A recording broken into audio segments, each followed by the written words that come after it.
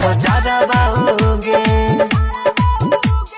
लाश में अगिया लगा दे तोरे हाथ जरबाओगे।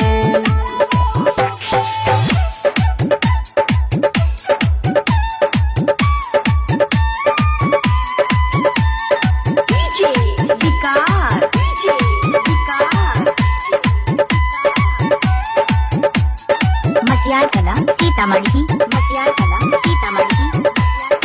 Present by Neeraj Divansh Lataona.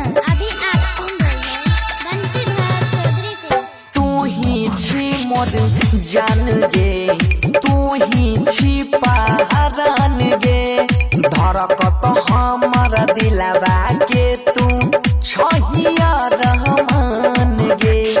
तू ही छी मोर जान गे, तू ही छी पहरान गे। धड़कत हमर दिलवा के तू छहिया रहमान गे। दोसरा नाम के मेहदी लगई भी तलड़ाओगे। दोसरा नाम के मेहदी लगई भी तलड़ाओगे। लाश में अगिया लगाबे तोरे हाथ जरबाओगे। लाश में अगिया लगाबे तोरे हाथ जरबाओगे।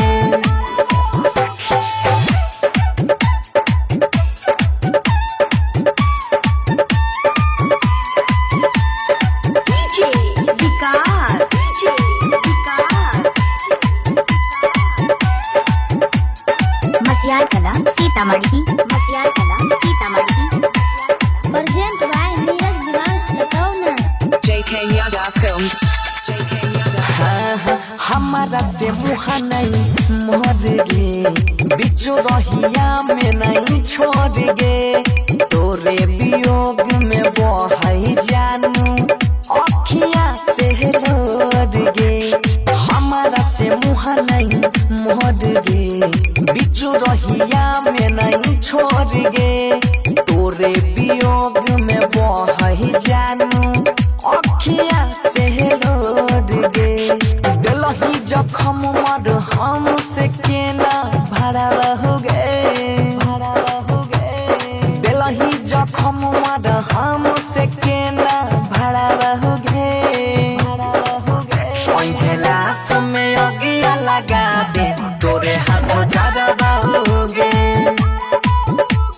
लाश में अगिया